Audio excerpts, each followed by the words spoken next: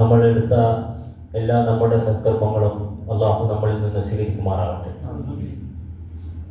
പ്രത്യേകിച്ച് അള്ളാഹുവിൻ്റെ ഭവനത്തിൽ എഴുത്തിക്കാഫിരിക്കുന്ന സഹോദരനും അതിന് വേണ്ട എല്ലാ ക്രമീകരണങ്ങളും സൗകര്യങ്ങളും ചെയ്തു കൊടുത്ത എല്ലാ സഹോദരന്മാർക്കും അള്ളാഹു അർഹമായ പ്രതിഫലം നൽകി അനുഗ്രഹിക്കുമാറാകട്ടെ.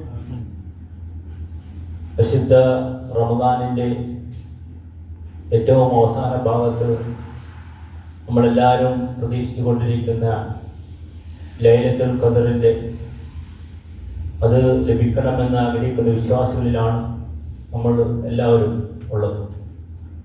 ഈ സന്ദർഭത്തിൽ നമ്മൾ മനസ്സിലാക്കേണ്ട ഏറ്റവും പ്രധാനപ്പെട്ട ഒരു വിഷയമാണ്. പരിശുദ്ധ ഖുർആനിൽ അള്ളാഹു പറയുകയാണ്, ഈ ഖുർആൻ ഏറ്റവും നല്ലതിലേക്ക് വഴി കാണിക്കും. ഇന്ന ഹാദൽ ഖുർആൻ യഹ്ദി ലില്ലത്തി അഖ്വം. ഈ അഖ്വം എന്നുള്ള ഈ പദം, അറബി പദം ഇസ്മു തഫ്ളീലാണ്. അഥവാ നമ്മൾ ഗുഡ്, ബെറ്റർ, ബെസ്റ്റ് എന്ന് പറയുന്ന സൂപ്പർലേറ്റീവ് ഡിഗ്രിയിലുള്ള പദമാണ്. ഇതിൽ ഇമാം ഖുർത്തുബി റഹിമഹുള്ള അഖ്വം എന്ന് പറഞ്ഞ പദത്തിന് ഏറ്റവും ശരിയായത് എന്നതിന് പ്രധാനമായി 4 അർത്ഥങ്ങളാണ് കൊടുക്കുന്നത്. അതിൽ ഒന്നാമത്തെ അർത്ഥം അഖ്വം എന്ന് പറഞ്ഞാൽ അഖീദയാണ്, വിശ്വാസപരമാണ്. എന്ന് പറഞ്ഞാൽ ഇന്ന ഹാദൽ ഖുർആന യഹ്ദി ലില്ലത്തി അഖ്വം.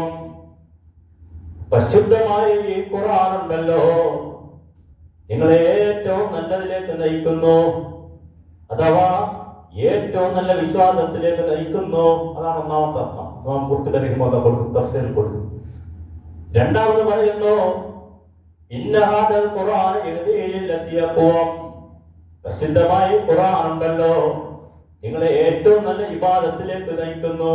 നമ്മുടെ ജീവിതത്തിൽ നമ്മൾ ചെയ്യുന്ന ഇബാദത്തുകളെല്ലാം ഏതൊക്കെയുണ്ടോ അതെല്ലാം ഏറ്റവും നല്ല ഇബാദത്തുകളിലേക്ക് നയിക്കുന്നു നമ്മൾ. മൂന്നാമത് പറയുന്നു ഇന്ന ഹാദൽ ഖുർആന യഹ്ദി ലില്ലത്തി അഖ്വം. ഈ അഖ്വം എന്ന് പറഞ്ഞ പദമാണ് നമ്മൾ ശ്രദ്ധിക്കേണ്ടത്. ഏറ്റവും ശരിയായത്, ഏറ്റവും നല്ല വിശ്വാസം, ഏറ്റവും ശരിയായ ഇബാദത്ത്, ഏറ്റവും ശരിയായ അഖ്ലാഖ്. ഈ അഖ്ലാഖിന്റെ വിഷയമാണ് ഇൻഷാ അല്ലാഹ് നമ്മൾ ഉദ്ദേശിക്കുന്നത്, ഇവിടെ പറയാൻ ഉദ്ദേശിക്കുന്നത്. കാരണം നമ്മുടെ ഈ അഖ്ലാഖ് എന്ന് പറഞ്ഞാൽ അത് നന്നാക്കി എടുക്കാൻ പറ്റിയ ഏറ്റവും നല്ലൊരു സന്ദർഭമാണിത്. പരിശുദ്ധ ഖുർആൻ പറയുകയാണ് ഇന്ന ഹാദൽ ഖുർആന യഹ്ദി ലില്ലത്തി അഖ്വം വയുബശ്ശിറുൽ മുഅ്മിനീൻ. വിശ്വാസികൾക്ക് അത് സന്തോഷം നൽകുന്നു. വയുബശ്ശിറുൽ മുഅ്മിനീന അല്ലദീന യഅമലൂന സ്വാലിഹാത്ത്. എങ്ങനെയുള്ള വിശ്വാസികൾ? അവർ പ്രവർത്തിക്കുന്നു അന്ന ലഹും അജ്റൻ കബീറാ. അവരുടെ പ്രവർത്തനമുണ്ടല്ലോ, ഇമാം ഇബ്നു കസീർ റഹിമഹുല്ലാഹ് പറയുന്നു അന്ന ലഹും അജ്റൻ കബീറാ. ഇഹലോകത്ത് നമുക്ക് എഴുതി കാണിക്കാൻ പറ്റത്തില്ല. അന്ന ലഹും അജ്റൻ കബീറ. അല്ലാഹു നൽകുന്ന ഏറ്റവും മഹത്തായ പ്രതിഫലം വിശ്വാസികൾക്ക്, സൽക്കർമ്മങ്ങൾ പ്രവർത്തിക്കുന്ന വിശ്വാസികൾക്ക് സന്തോഷ വാർത്ത അറിയിക്കണം. പക്ഷേ അത് എത്രത്തോളം മഹത്തരമാണെന്ന് വാക്കുകൾ കൊണ്ട് പറയാൻ സാധിക്കില്ല. അങ്ങനെയാണ് പറയുന്നത്. അതുകൊണ്ട് സഹോദരന്മാരെ, നമ്മുടെ ഈ അഖ്ലാഖിന്റെ വിഷയത്തിൽ നമുക്കറിയാം, ഉമർ റളിയല്ലാഹുവിന്റെ കാലഘട്ടത്തിൽ ഉമർ റളിയല്ലാഹുവിനെ സന്ദർശിച്ചുകൊണ്ടിരുന്ന ഒരു സഹോദരനുണ്ടായിരുന്നു, ഒരു സ്വഹാബി. അപ്പോൾ നമ്മൾ മനസ്സിലാക്കേണ്ടത്, ഇന്ന് നമ്മൾ ലോകത്ത് പല ഭരണാധികാരികളെ കാണുന്നു. ആ ഭരണാധികാരികളെ ഉമർ റളിയല്ലാഹു അമീറുൽ മുഅ്മിനീനാണ്. സാധാരണക്കാരുടെ ആള് എപ്പോഴും വന്ന് സന്ദർശിക്കുവാനും ഒരു സന്ദർഭത്തിൽ അദ്ദേഹത്തെ കാണുന്നേയില്ല, കുറെ ഇടവേളകൾ കാണുന്നില്ല. അപ്പൊ സ്വഹാബിമാരോട് ചോദിച്ചു എവിടെ പോയ അദ്ദേഹം? അപ്പോഴാണ് പറയുന്നത് അദ്ദേഹം മദ്യപാനിയായി തീർന്നിരിക്കുന്നു. മദ്യപാനിയായി തീർന്നിരിക്കുന്നു എന്ന് തന്നെയല്ല, മറ്റുള്ള സഹോദരന്മാര് പറഞ്ഞു അദ്ദേഹത്തിന് അല്ലാഹുവിന്റെ ശാപം ഉണ്ടാകട്ടെ എന്ന് പറഞ്ഞു. ആ സമയത്ത് ഉമർ റളിയല്ലാഹു അവരെ ഉദ്ബോധിപ്പിച്ചു, ലാ തുഈനു അലൈഹി ശൈത്വാൻ എന്ന് പറഞ്ഞാൽ ഡു നോട്ട് ഹെൽപ് സാത്താൻ അഗൈൻസ്റ്റ് ഹിം. സാത്താനെ നിങ്ങൾ സഹായിക്കരുത്. അവന്റെ കാര്യത്തിൽ, അദ്ദേഹത്തിന്റെ കാര്യത്തിൽ സാത്താനെ നിങ്ങൾ സഹായിക്കരുത്. ഇത് നമ്മുടെ നാട്ടിൽ നടക്കുന്ന ഒരു സംഭവമാണ്. നമ്മുടെ ചുറ്റുപാടിൽ, നമ്മുടെ കുടുംബത്തിലോ നമ്മുടെ സമൂഹത്തിലോ ആരെങ്കിലും ആയിക്കോട്ടെ ഒരു തെറ്റ് ചെയ്യുന്നത് കണ്ടാൽ പിന്നെ നമ്മൾ അവരെന്ത് ചെയ്യാൻ വെറുക്കുകയാണ് ചെയ്യുന്നത്. ഉമർ റളിയല്ലാഹു ചെയ്യുന്നു, അവരെ ഉപദേശിക്കാൻ പോയില്ല. അല്ലയോ സഹോദര, നമ്മുടെ പ്രവാചകൻ അങ്ങനെ ആയിരുന്നല്ലോ, ഇങ്ങനെയൊന്നും പറഞ്ഞില്ല. ഉമർ റളിയല്ലാഹു എന്ത് ചെയ്തു? സൂറത്തുൽ ഗാഫിർ ഉണ്ടല്ലോ, അതിലത്തെ 4 വചനങ്ങൾ എടുത്തു. ഇതാണ് നമ്മൾ മനസ്സിലാക്കി വെക്കേണ്ടത്. ഒരു നശിച്ചു കൊണ്ടിരിക്കുന്ന ഒരാളെ നന്നാക്കാൻ വേണ്ടി കൗൺസിലിങ്ങിനെ കൊണ്ടുവന്നില്ല. ഇപ്പൊ നമ്മൾ സാധാരണ കാണുന്നത് കൗൺസിലർ കാണുന്നില്ലേ, ഒരു കൗൺസിലിന്റെ ആവശ്യം വന്നില്ല. ഹാമീം, വെറും 4 ആയത്തുകൾ കൊണ്ട് നന്നാക്കുകയാണ്. ഹാമീം തൻസീൽ കിതാബ്, പരിശുദ്ധമായ ഗ്രന്ഥത്തിന്റെ അവതരണമുണ്ടല്ലോ. അല്ലാഹുവിൽ നിന്നുള്ള അവതരണമാണ് ഈ ഗ്രന്ഥത്തിൽ. എങ്ങനെയുള്ള അൽ അസീസുൽ അലീം, അല്ലാഹു അസീസാണ്, അവൻ പ്രതാപശാലിയാണ്. അൽ അലീം, സർവജ്ഞനാണ്. അപ്പൊ സർവജ്ഞനും പ്രതാപിയുമായ അല്ലാഹുവിൽ നിന്നുള്ള അവതരിച്ചിട്ടുള്ള സൂറത്തിന്റെ 4 വരികളിൽ 2ാമത്തെ വരിയായി ഹാമീമായി 2ാമത്തെ വരി കൊടുത്തു. വീണ്ടും പറയുന്നത് നമ്മൾ അവസാന ഭാഗത്ത് അല്ലാഹുവോട് തൗബ ചെയ്ത് മടങ്ങാനുള്ള ഏറ്റവും നല്ലൊരു സുന്ദരമായ മുഹൂർത്തമാണ്. ബാക്കി പറയുന്നത്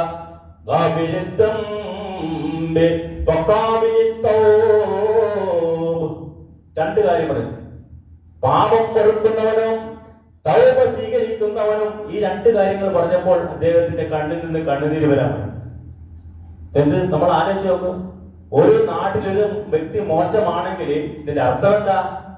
പരിശുദ്ധ ഖുർആനിന്റെ അർത്ഥം നമ്മൾ അറിഞ്ഞിരിക്കണം.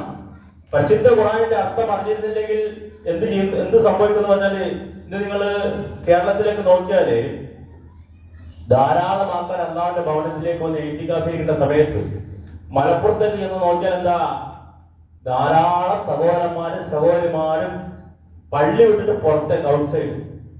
ഇഅ്തികാഫിന്റെ അവസാന സമയത്ത് അല്ലാഹു റസൂൽ സ്വല്ലല്ലാഹു അലൈഹി വസല്ലമയും സ്വഹാബ വനിതകളും നബി സല്ലല്ലാഹു അലൈഹി വസല്ലം പത്നിമാരും പള്ളിയിലേക്ക് വരുന്നപ്പോൾ മുസ്ലിങ്ങൾ എന്ത് ചെയ്തത്?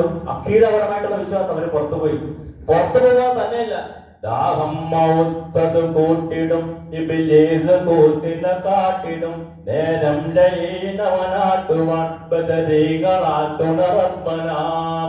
സഹോദരന്മാരെ, ഇത് വിശ്വാസികളുടെ ഒരു വിശ്വാസമേ അല്ല. ആലോചിച്ച്, മരണം സംഭവിക്കുന്ന സമയത്ത് ഇബ്ലീസ് വരുന്ന ഒരു സാഹചര്യം ഇസ്ലാമിലില്ല. യാ അയ്യുഹന്നാസ്, നമ്മുടെ വിശ്വാസികളുടെ വിഷയം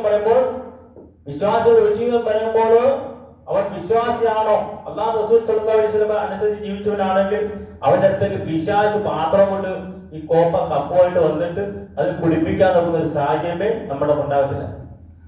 അത് നമ്മുടെ സഹോദരന്മാർ നമ്മളിലേക്ക് കടത്തിക്കൂട്ടിയ ഒരു വിശ്വാസമാണ്. ഈ നേർ വിപരീതമാണ്. നമ്മൾ വിശ്വാസിയാണോ, നമ്മുടെ കുടുംബത്തിന്റെ ആൾക്കാരെല്ലാവരും നമ്മുടെ ചുറ്റിനുണ്ടാകും. ഒരു മരണത്തിന്റെ സമയത്ത് ഷഹാദത്ത്, നല്ല പുണ്യമായ ഷഹാദത്ത് ചൊല്ലി മരിക്കാൻ നമുക്ക് അല്ലാഹു ഭാഗ്യം തരും. അല്ലാഹു ആ ഗണത്തിൽ ഉൾപ്പെടുത്തുമാറാകട്ടെ. അല്ലാതെ പിശാച് ഇങ്ങനെ വെള്ളം കൊണ്ടുവരുന്ന സമയത്ത് ബദരീങ്ങളെ തുണ, ഈ അവസരത്തിലേക്ക് ഇങ്ങനെ പോകാനുള്ള കാരണം എന്ത് സംഭവിച്ചു? നമ്മൾ ഖുർആൻ പഠിച്ചില്ല. ഇവിടെ ഉമർ റളിയല്ലാഹു ലെറ്ററിൽ എഴുതിയിട്ട് തന്റെ കാര്യമോ കൂട്ടുകാരുടെ കാര്യമോ അല്ല എഴുതിയത്, നീ അങ്ങനെ നന്നാണോന്നല്ല, ഖുർആനിന്റെ വചനങ്ങൾ കൊടുത്തു. അതിൽ ഫസ്റ്റ് പറഞ്ഞു പാപങ്ങൾ പൊറുക്കുന്നവനാണ്, തൗബ സ്വീകരിക്കുന്നവനാണ്. 3ാമത് പറഞ്ഞു ശദീദുൽ ഇഖാബ്. ആദ്യമേ 2 നല്ല കാര്യങ്ങൾ പറഞ്ഞു, അതിനുശേഷം പറഞ്ഞു ശദീദുൽ ഇഖാബ്, അതികഠിനമായി ശിക്ഷിക്കുന്നവനാണ്. ആ 2 കാര്യങ്ങൾ വന്നാണ്. കാരണം ഈ അവസരത്തിൽ ഗഫൂറാണ്, പാപം സ്വീകരിക്കുന്നവനാണെന്ന് പറഞ്ഞപ്പോൾ തന്നെ തൗബ സ്വീകരിക്കുന്നവനാണ്. അദ്ദേഹം കരയാൻ തുടങ്ങി. ശദീദുൽ ഇഖാബ് ഭയപ്പെടുത്തു. അതുപോലെ തന്നെ ഏറ്റവും കൂടുതൽ ഔദാര്യമുള്ളവനായ അല്ലാഹ്, ലാ ഇലാഹ ഇല്ലല്ലാഹു ഇലൈഹിൽ മസീർ, ആരാധനയ്ക്ക് അല്ലാഹു മാത്രമേ ഉള്ളൂ. ഇലൈഹിൽ മസീർ, അവരിലേക്കുള്ള മടക്കം എന്ന് പറഞ്ഞ ആ വചനം കേട്ടപ്പോൾ സഹോദരന്മാരെ സഹോദരിമാരെ, ആ ഏറ്റവും മോശമായ കാര്യങ്ങൾ ചെയ്തിരുന്ന വ്യക്തി അതിൽ നിന്ന് പിൻവലിച്ചു. ഇതാണ് പരിശുദ്ധ ഖുർആനിന്റെ പ്രത്യേകത. ഇന്നഹാദൽ ഖുർആന യഹ്ദീ അഖ്വം. അഖ്വം എന്ന് പറയുന്നത് ഇമാം ഖുർത്തുബി നാലാമത്തെ അർത്ഥം കൊടുക്കുന്നത് അഖ്ലാഖാണ്. അഖ്ലാഖ് നന്നാക്കാൻ പറ്റിയ ഏറ്റവും നല്ല ഒരു സന്ദർഭമാണ് ഇത്. ഇതിൽ നിന്ന് വബിഹാദ ദലീലുൻ, ഇതിൽ തെളിവുണ്ട് അല അന്ന ഇസ്ലാഹ മുദ്നിബീൻ, പാപം ചെയ്യുന്നവരെ ബിൽ ഖുർആൻ, ഖുർആൻ കൊണ്ട് നന്നാക്കാൻ ഇതിൽ തെളിവുണ്ട്. അതുപോലെ തന്നെ വതദ്കറഹും ബിറഹ്മത്തില്ലാഹ് ഹുവ മിൻ സുനനി സഹാബ റളിയല്ലാഹു അൻഹും. അതുപോലെ തന്നെ സഹാബത്തിന്റെ മാതൃകയുണ്ട്. ഇങ്ങനെ അവരെ അല്ലാഹുവിന്റെ റഹ്മത്ത് പറഞ്ഞുകൊണ്ടും പരിശുദ്ധ ഖുർആൻ കൊണ്ട് വചനങ്ങൾ കൊണ്ടും നന്നാക്കുവാൻ ഇതിൽ തെളിവുണ്ട് എന്നാണ് ഇമാമിയങ്ങൾ നമുക്ക് വിവരിച്ചു തരുന്ന വിഷയം. സഹോദരന്മാരെ, ഇതിൽ നിന്ന് നമ്മൾ എന്ത് ചെയ്യണം? ആദ്യമേ നമ്മൾ ഒരാൾക്കൊരു പ്രശ്നമുണ്ടായാൽ അള്ളാഹുവിന്റെ കലാമായ ഖുർആനിൽ ഇങ്ങനെയുണ്ടെന്ന് നമ്മൾ ആദ്യമേ അറിഞ്ഞിരിക്കണം. അറിയാമെങ്കിലേ ഇന്ന വിഷയം എടുത്തിട്ട് പലിശയുമായിട്ട് ബന്ധപ്പെട്ട് നടക്കുന്ന ഒരു വ്യക്തിയാണെങ്കിൽ പലിശയുമായി ബന്ധപ്പെട്ട വിഷയം ഖുർആനിലുണ്ടെന്ന് നമ്മൾ അറിയണം. വ്യഭിചാരവുമായിട്ടുള്ള ഒരു വിഷയമാണെങ്കിൽ അത് നമ്മൾ അറിയണം. എന്നിട്ട് അതിന്റെ വിഷയത്തിൽ നമ്മൾ ആയത്ത് കൊണ്ട് എന്ത് ചെയ്യണം? സ്വഹാബിമാരുടെ മാതൃകയാണ്, അതുകൊണ്ട് നന്നാക്കാൻ നോക്കണം. അങ്ങനെയാണെങ്കിൽ സഹോദരന്മാരെ ആ സ്വഹാബത്തിന്റെ മാതൃക നമ്മൾ പിന്തുടരുന്ന രീതി വരും. തന്നെയുമല്ല, ഇപ്പോൾ ഇവിടെ ഓതിയ മക്കൾ അല്ലാഹുവിനെ അനുഗ്രഹിക്കുമാറാണ്. ഈ ഖുർആൻ പഠിക്കുന്നതിനും മറ്റു എല്ലാ കാര്യങ്ങൾക്കും എത്രത്തോളം നമ്മള് പുരുഷന്മാര് അതിന് വേണ്ട കാര്യങ്ങൾ ചെയ്തു കൊടുത്താലും അതിലെല്ലാത്തിനും സ്ത്രീകളുടെ പങ്ക് വളരെ മഹത്തരമാണ്. ഒരു ഉമ്മയുടെ ഈ മക്കളെ വളർത്തി +1 +2 വരെ കൊണ്ടുവരാൻ വേണ്ടി സ്ത്രീകൾ കഷ്ടപ്പെടുന്ന വിഷയങ്ങൾ എടുത്ത് നമ്മൾ നോക്കിയാൽ അവർ 4 മണിക്ക് എഴുന്നേക്കേണ്ടി വരും. സ്ത്രീകൾ അവർക്ക് വേണ്ട ഫുഡുകൾ എന്താണ് എന്റെ മോനെന്ന് കൊടുക്കേണ്ട, മോൾക്കെന്ന് കൊടുക്കും, എല്ലാം ചിന്തിച്ചൊരു ടെൻഷൻ പോലെ വളർന്നു വരുന്നവരാണ് പെണ്ണുങ്ങൾ, സ്ത്രീകൾ. എന്നിട്ട് സഹോദരന്മാരെ നമ്മൾ എത്രത്തോളം വളർന്നു വന്നാലും ആ സ്ത്രീ, ആ ഉമ്മ എന്ന് പറഞ്ഞ പവർ, അത് നമ്മൾ മറന്നു പോയി കഴിഞ്ഞാൽ, കാരണം നമ്മൾ എത്രത്തോളം നമ്മൾ വളർന്നു വന്നാലും ഉമ്മ എന്ന് പറയുന്ന ആ വ്യക്തിത്വമുണ്ടല്ലോ, അതിനെക്കുറിച്ച് നമ്മൾ പഠിച്ചാൽ ഒരു മക്കളും നശിച്ചു പോവുകയില്ല. ഒരു ഡിഗ്രിക്ക് പഠിക്കുന്ന ഒരു മോൻ, അവന്റെ ഉപ്പ ഗൾഫിലാണ്. അവരിങ്ങനെ വഴിതെറ്റി വേറൊരു റൂട്ടിൽ പോയപ്പോൾ ഇങ്ങനെ നമ്മളിങ്ങനെ വിളിച്ച് സംസാരിച്ചു. അപ്പൊ സംസാരിച്ച് വന്നപ്പോൾ കൂട്ടുകാരുടെ കൂടെ കൂടി സംസാരിച്ചു വന്നപ്പോൾ ഞാൻ പറഞ്ഞു, മോനെ നീ നിന്റെ ഉമ്മ വീട്ടിൽ ചെയ്യുന്ന ജോലികളൊന്ന് ശ്രദ്ധിക്കാൻ പറഞ്ഞു.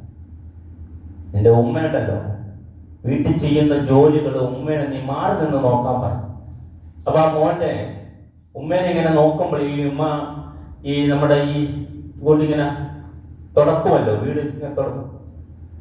തുടച്ചിട്ട് ഇങ്ങനെ നിൽക്കുന്ന ഉമ്മ കുറച്ചു നേരം ഇങ്ങനെ നിൽക്കുന്ന ഒരു സീന്, ആ നടുവേന കൊണ്ട് ഈ പെണ്ണുങ്ങൾ ചെയ്യുന്ന ജോലികളെല്ലാം ഇങ്ങനെ കുമ്പിട്ട് കൊണ്ടാണ്.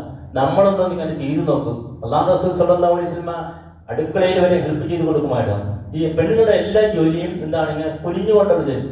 അപ്പൊ സ്വാഭാവികമായിട്ടും അവർക്ക് ഈ നടുവേദനയുണ്ട്. അവരെല്ലാം മറച്ചു വെക്കുന്നതാണ് ഭർത്താവിന് വേണ്ടിയും അതുപോലെ തന്നെ മക്കൾക്ക് വേണ്ടി മറച്ചു വെക്കും. മോനിങ്ങനെ നോക്കുമ്പോൾ ഇങ്ങനെ ഈ തുടങ്ങുന്നതിൻ്റെ ഇടയ്ക്ക് ഇങ്ങനെ നിൽക്കുന്ന ഒരു സീന് അവന്റെ മനസ്സിലേക്ക് പതി. ആ ചെക്കൻ നന്നാകാൻ അതൊരു കാരണമാണ്. ഇതാണ് നമ്മൾ വീട്ടിൽ നമ്മുടെ ഉമ്മേനെ ശ്രദ്ധിച്ച, പിന്നെ ഉമ്മേനെ കൊണ്ട് വീടേ തൊട്ടപ്പിക്കത്തില്ല. കാരണം അത്രയും നടുവേദന ഉണ്ടായിട്ട് പോലും ഉമ്മ ഗൾഫിലുള്ള ഭർത്താവിനോടോ മക്കളോടോ പറയാതെ ചെയ്യും. ഇതാണ് ഉമ്മ എന്ന് പറഞ്ഞത്. ആ ഉമ്മയെ നമ്മൾ സ്നേഹിച്ച് വളരുന്ന മക്കൾ ഖുർആനാകട്ടെ ഖുർആൻ പഠിച്ചിട്ട് അതിൻ്റെതായ റൂട്ടിൽ നമുക്ക് രക്ഷപ്പെടണമെങ്കിൽ നമ്മൾ ഉമ്മയെ സ്നേഹിക്കണം. ഉമ്മയെ സ്നേഹിക്കുന്ന ഒരു മോനുണ്ടോ പിന്നെ ഉമ്മയെ ഒരിക്കലും തള്ളി പറയില്ല, വെറുക്കത്തില്ല. ഉമ്മയും ഉപ്പയും ഇഷ്ടപ്പെടുന്ന ഒരു മക്കളുണ്ടെങ്കിൽ അത് അല്ലാഹു റസൂൽ സ്വല്ലല്ലാഹു അലൈഹി വസല്ലം പാതയിലായിരിക്കും, അള്ളാഹുവിന്റെ പാതയിലായിരിക്കും, സഹാബത്തിന്റെ പാതയിലായിരിക്കും. അതുകൊണ്ടാണ് ഉമ്മയെ നിങ്ങൾ അല്ലാഹു റസൂൽ സ്വല്ലല്ലാഹു അലൈഹി വസല്ലമയുടെ കഴിഞ്ഞിട്ട് നിങ്ങൾ ഏറ്റവും ഇഷ്ടപ്പെടുന്ന ഉമ്മയാണെന്ന് വെറുതെ പറഞ്ഞതല്ല. നമ്മൾ ഉമ്മയെ ഇഷ്ടപ്പെടണമെങ്കിൽ ഉമ്മയുടെ ചെറിയ ചെറിയ ജോലികൾ ഹെൽപ്പ് ചെയ്ത് കൊടുക്കണം. സഹോദരന്മാരെ പ്രത്യേകിച്ച് ആ ഉമ്മയെ സ്നേഹിക്കുന്നവരുണ്ട് എങ്കിൽ ഒരിക്കലും നമ്മൾ ഈ ഇസ്ലാം എന്ന് പറഞ്ഞ ബൗണ്ടറിയിൽ നിന്ന് പുറത്തു പോവുകയില്ല. വഴുതിട്ടിപ്പുകൾ ഇത് പ്രത്യേകിച്ച് ഖുർആൻ പഠിച്ച മക്കൾ പ്രത്യേകിച്ച് ഓർത്തിക്കണം. ഇത് പ്രത്യേകിച്ച് പറയാൻ കാരണം കഴിഞ്ഞ ദിവസം ഒരാളെ വെട്ടിക്കൊന്നു. ഇന്നലെ ആ അതിലൊരു മുസ്ലിം ഉണ്ടായിരുന്നു. ആ മുസ്ലിം ഹാഫിളായിരുന്നു. അതാണ് ഭയങ്കര വിഷയം, ചർച്ചാ വിഷയം. ആലോചിച്ച് നോക്കൂ, അള്ളാഹുവിന്റെ കലാം പഠിച്ചിട്ട് ഹാഫിളായ ഒരു വ്യക്തി ഒരു കൊലപാതക കേസിൽ ഇടപെടാട്ട് അത് ഭയങ്കര ചർച്ചാ വിഷയമായി. ഹൈന്ദവ സഹോദരന്മാരും ക്രിസ്ത്യ പറയത്തില്ലേ, അവർ സാധാരണ ഒരു വ്യക്തി ഒരു മുസ്ലിം ആയിരുന്ന പ്രശ്നമില്ല. അള്ളാഹുവിന്റെ കലാം പഠിച്ച ഒരു വ്യക്തി കൊലപാതകയായി മാറണമെങ്കിൽ അവൻ എന്തറിയണം? അതിനെപ്പറ്റി എന്തെങ്കിലും അറിഞ്ഞിരുന്നോ? കൊലപാതകത്തിന്റെ വിഷയം എന്താണെന്ന് അവൻ അറിഞ്ഞിരുന്നോ? ഒരു വിഷയവും ഇതിൽ എന്താണ് കിടക്കുന്നത്? ലാ തഖ്തുലു, കൊല്ലരുത്. ഇന്ത്യൻ ഭരണഘടന, ഇന്ത്യൻ സുപ്രീം കോടതി ഒരിക്കല് ഹേംരാജ് കൊട്ടക്കൊല കേസ് വന്നു. അപ്പോൾ സൂറത്ത് ബനൂ ഇസ്രായേലിൽ നിന്നുള്ള ഒരായത്തോതിക്കൊണ്ടാണ് വലാ തഖ്തുലു നഫ്സല്ലതി ഇല്ലാ മാ ഹറമല്ലാഹു ബിൽ ഹഖ് എന്ന് പറഞ്ഞ ആയത്തോതിക്കൊണ്ടാണ് ഹൈന്ദവനായ ജഡ്ജി വിധിച്ചത്. പരിശുദ്ധവാനായ റബ്ബ് ലോക സൃഷ്ടാവ് കൊടുത്തിട്ടുള്ള ജീവനെ അന്യായമായി ഹനിക്കരുത് എന്ന് ഒരു ഹൈന്ദവ ജഡ്ജി, ഈ കാലഘട്ടത്തല്ല കേട്ട, എത്രയോ വർഷങ്ങൾക്ക് മുമ്പ് ഒരു ഹൈന്ദവ സഹോദരനായ ജഡ്ജി, അദ്ദേഹത്തിന് പഠിച്ചു വന്ന ഭാഗവതമോ വേറെ ഏതെങ്കിലും ഗ്രന്ഥം ഉപയോഗിച്ചുകൊണ്ട് വായിക്കാൻ പറ്റിയില്ല, ഒരു വിധി പുറപ്പെടുവിക്കാൻ പറ്റില്ല. അത്ര പരിശുദ്ധമായ ഗ്രന്ഥം കാണാപ്പാടം പഠിച്ചിട്ട് അതിന്റെ അർത്ഥം അറിയാൻ പാടില്ലാത്തത് കൊണ്ടാണ് മനുഷ്യൻ വഴിതെറ്റിപ്പോകുന്നത്. അല്ലാഹു നമ്മളെയും നമ്മുടെ മക്കളെയും കാക്കുമാറാകട്ടെ. നമ്മൾ അറിഞ്ഞോ അറിയാതെ ചെയ്തു പോയിട്ടുള്ള എല്ലാ തെറ്റുകുറ്റങ്ങളും അള്ളാഹു പുറത്തുമാപ്പാക്കി തരുമാറാകട്ടെ. ഇവിടെ നിങ്ങൾ അള്ളാഹുവിന്റെ ഭവനത്തിൽ നമ്മുടെ പല നാടുകളിൽ നിന്നുള്ള സഹോദരന്മാരുണ്ട്. അവരൊക്കെ നമ്മുടെ ഈ പള്ളിയിൽ വരുമ്പോൾ നിങ്ങളുടെ സഹകരണം അത് വളരെ നബി സല്ലല്ലാഹു അലൈഹി വസല്ലമയുടെ ഏറ്റവും നല്ല ഒരു മാതൃകയിൽപ്പെട്ടതാണ്. നമ്മൾ അവരോട് ചോദിക്കണം, നിങ്ങൾക്ക് എന്തെങ്കിലും പ്രശ്നങ്ങളുണ്ടോ? കാരണം കുടുംബം നോക്കാൻ വേണ്ടി ആണ് ഇവിടെ വന്ന് നിൽക്കുന്നത്. സാധാരണക്കാരായിട്ടുള്ള അള്ളാഹുവിന്റെ റസൂലിന്റെ ദീൻ അല്ലെങ്കിൽ ഉണ്ടല്ലോ, അവർക്ക് വേറെ സ്ഥലത്തെങ്കിലും പോകാം. അപ്പൊ അവരൊക്കെ നല്ല നല്ല ഒരു നബി സല്ലല്ലാഹു അലൈഹി വസല്ലം മാതൃകയിലുള്ള അവരായതുകൊണ്ടാണ് നമ്മുടെ പള്ളിയിലേക്ക് വരുന്നത്. അങ്ങനെയുള്ള ഗസ്റ്റുകൾ നമ്മുടെ പള്ളിയിലേക്ക് വരുമ്പോൾ നമ്മൾ അവരുടെ ക്ഷേമങ്ങൾ അന്വേഷിക്കണം, കാര്യങ്ങളൊക്കെ അന്വേഷിക്കണം. നിങ്ങൾ അങ്ങനെ ചെയ്യുന്നുണ്ട്, അത് ഏറ്റവും നല്ല നബി സല്ലല്ലാഹു അലൈഹി വസല്ലമയുടെ മാതൃകയാണ്. അങ്ങനെ ഉത്തമരായിട്ടുള്ളവരിൽ അള്ളാഹു നമ്മെ എല്ലാവരെയും ഉൾപ്പെടുത്തി അനുഗ്രഹിക്കുമാറാവട്ടെ. റബ്ബനാ ളലനാ അൻഫുസനാ വഇല്ലം തഗ്ഫിർ ലനാ വതർഹംനാ ലനകൂനന്ന മിനൽ ഖാസിരീൻ. അല്ലാഹുമ്മ അജിർനാ മിനന്നാർ, അല്ലാഹുമ്മ അജിർനാ മിനന്നാർ, അല്ലാഹുമ്മ അജിർനാ മിനന്നാർ. സുബ്ഹാന റബ്ബിക റബ്ബിൽ ഇസ്സത്തി